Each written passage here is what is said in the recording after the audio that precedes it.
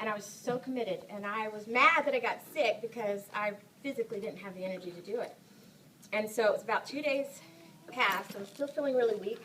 And I was laying in bed and I was wanting to work out, but I knew that maybe it wasn't the best decision. I was laying there and what pops in my head?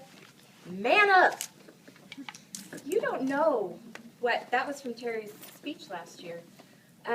It just popped right into my head. So you don't, you never know what little nugget is going to affect your life or change your days or make you better. So you're better just by being here because you're taking in stuff. You have no idea where it's going to manifest itself in your life, in your days as you go home.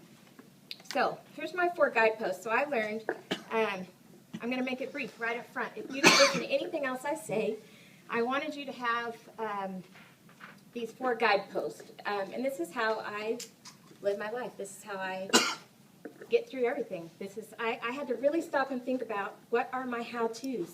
Okay, yeah, I'm happy. Yeah, I like to smile, but why? What do I do? So, glance backwards, look heavenward, reach outward, and press onward. Okay, those are your 4 guideposts. Break them down a little bit. Glance backwards. Take a glance at the past. Don't dwell on past events that have happened, but look backwards to recognize things to be thankful for and express your thanks to the people in your life. It's always good to be grateful. Glance back on your pre-Cincy life. When's the last time some of you that have been in for a while have really done that? Always going to remind you of where you were so that you can see where you've come. Because understanding that you've made progress gives you energy and excitement and encouragement to make more progress. Glance back to see how far you've come and maybe how much you've overcome. Glance back to remind you of the times that you don't want to revisit. I could spend a whole day on that, but it's important. Everything that happens in your life is for a reason. A lot of people don't understand why I would say that tornado and coming home and going through that whole experience was so powerful. I'm changed because of it, because I made it through, and it was a really very bonding thing for my family. So glance back to remind you of the times that you don't want to revisit because it gives you energy and creates new possibilities. Look heavenward. Open your mind and heart to the wisdom of God or the universe. Follow your heart for your source of inspiration. Turn away from doubting thoughts. Receive divine direction for your life. Reach outward. No one has learned the meaning of living until he has surrendered his ego to the service of his fellow man. Give more than you take. Love one another without judging or being critical. Share your knowledge and uplift and inspire. And the last one was press forward. Follow your heart, continue on your path, strive for excellence, be all that you can be, find joy in the journey, and follow your bliss.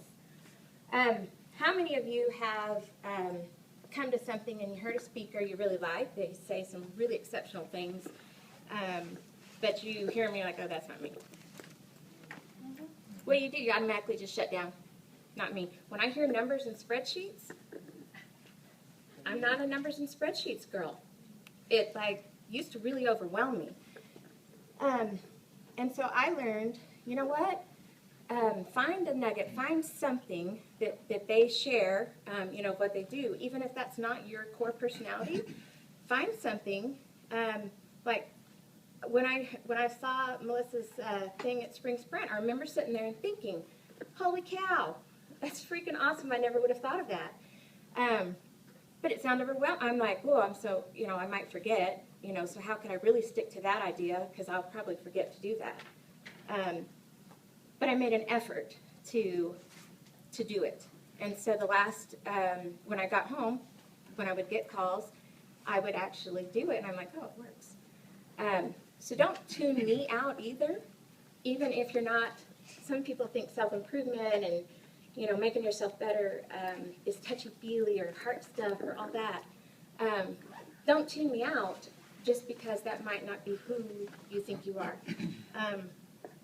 You might hear something that can really change something, that you had no idea was going to connect to an issue or something you were going through. So If you follow your bliss, you put yourself on a kind of track that has always been there all the while, waiting for you and the life you ought to be living. When you see that, you begin to meet people who are in the field of your bliss, and they open doors to you. I say, follow your bliss and don't be afraid, and doors will open where you didn't know they were going to be.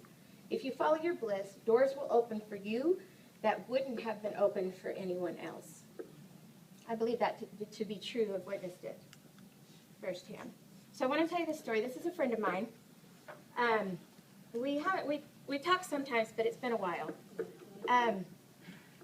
She and gave me permission to show these pictures as well. You know, most women don't like to be shown in their swimsuits, but anyway, so we used to talk a ton, and she looks kind of happy, right? In the picture there, she's smiling and eating, and have no idea what she's eating, but she looks happy. That girl wasn't happy. She loved people. We used to talk all the time, so I know a lot about her. But really happy person on the outside, could do anything for anybody, would never say no. It didn't matter what it was, whatever someone would call and ask. She'd be there for them, no matter what.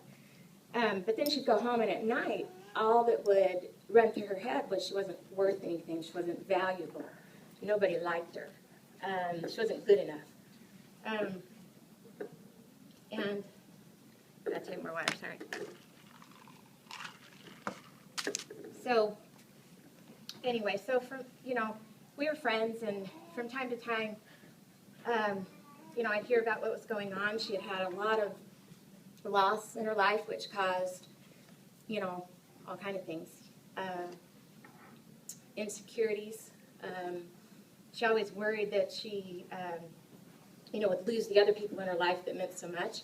And then she also dealt with post-traumatic stress, which usually you think of that term as someone in the armed services that has come home. But you can also deal with that from other traumatic things. And so she experienced that, and so she used to tell me stories, about what it was like to live every day, because her mind would fill up with these images of things happening just from the experiences that she had to go through and stuff. So I'm kind of going to share a little bit about her because I really love her story. This was how her mind worked. No one really thought it, though, because she was always happy and had a smile on her face all the time. So when I was thinking about her and thinking about all these things, I looked at, this one up here for sure, and I thought about all of the people in my group that I've heard say some of those things. I've heard some things here.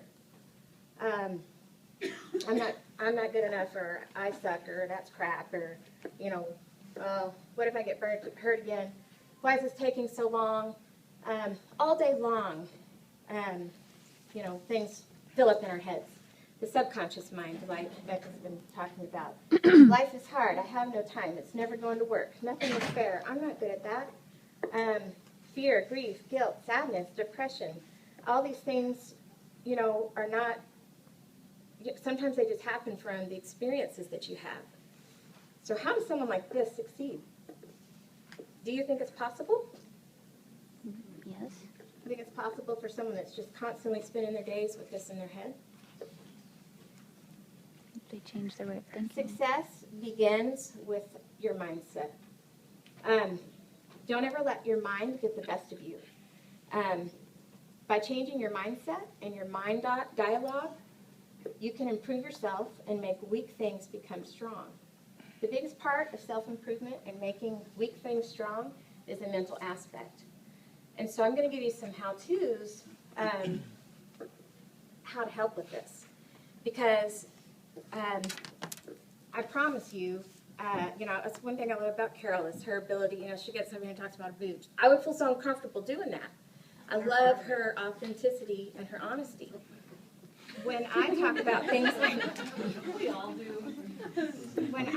When I talk about these kind of things, I can lay it out there real, because I promise you, there's probably, I'll say one thing, but there's probably 50 people that would never admit it.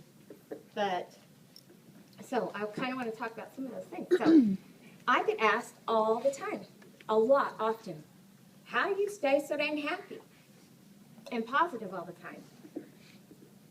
Happiness is the soundtrack of my life. Oh, I love that. I believe that happiness is that fundamental chord that wires through them all. So it's kind of like the tangibles that Melissa was talking about. You say, oh, yeah, good parties. Well, I could say, oh, yeah, be happy. It doesn't work like that. There really is something physical that you have to do to have that be your motto. Happiness is the soundtrack of your life. Scientifically, happiness is a choice. It is a choice about where your single processor brain will devote its finite resources as you process the world. If you scan for the negative first, your brain literally has no resources left over to see the things you are grateful for or the meaning embedded in your work. But if you scan the world for the positive, you start to reap an amazing advantage. Training your brain to be positive at work is just like training your muscles at the gym. Sounds simple, right? Well, think about how easy it is to make yourself go to the gym. The key with any new resolution is to make it a habit. So I say, let's create a happiness habit. Oh my gosh. Let's create a happiness habit. So think about your team and how many people just got purged out. Big numbers, huh? You know, there's lots of theories, lots of reasons. I suggest that, for one, they probably didn't follow the Watto without attachment to the outcome. I believe they had attachment to the outcome. And then also, you know, why, I love that question, why don't we go to the gym? We want to get healthier, we want this, we want that, but why do we not take the steps and go to the gym? It's the same thing. There's got to be a universal theme through your life and through your choices. Okay. Does anybody remember this from yesterday? Hey,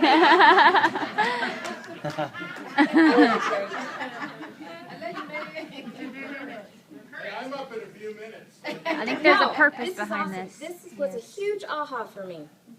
Because what did everybody see? They saw a misspelled word, right? You saw recruit. Okay, or you saw the word recruit, what he was trying to spell. Okay. I saw security. And I had this, it may mean nothing to you, but where I was sitting, I couldn't see the R, and all I saw was the E-C-U-R-I-T, and I just assumed there was a Y, I guess. But I immediately saw the word security. And I realized, that I just see the world differently, that I have learned, I have trained my brain to look for the good for so long that I never saw a misspelled word. It takes a lot of time and a lot of choices to get you to that point where, you know, so anyway, and then the word security is comforting because through the recruiting and the sponsoring, what your misspelled word meant to me was we're in this business, we're blessed, we need to sponsor and we recruit, but that all of this brings us the security that we're all looking for and desiring in our lives. That's what your misspelled word meant to me. And that's how I live my life. That tornado, yeah, did I cry a lot of nights? Yeah, a lot of nights. Did I want to just throw my hands up because it was hard? Heck yeah. It was hard living in four walls with my family with four really strong, really different personalities. But it ended up being the greatest blessing. And I relate that to our businesses. It's going to be hard. You're going to want to throw your hands up and walk away. And a lot of people do. But guess what? They never get the security that we are going to have, or we have already in the process, because we have the joy in the journey. So joy does not simply happen to us. We have to choose it, and we have to keep choosing it every single day.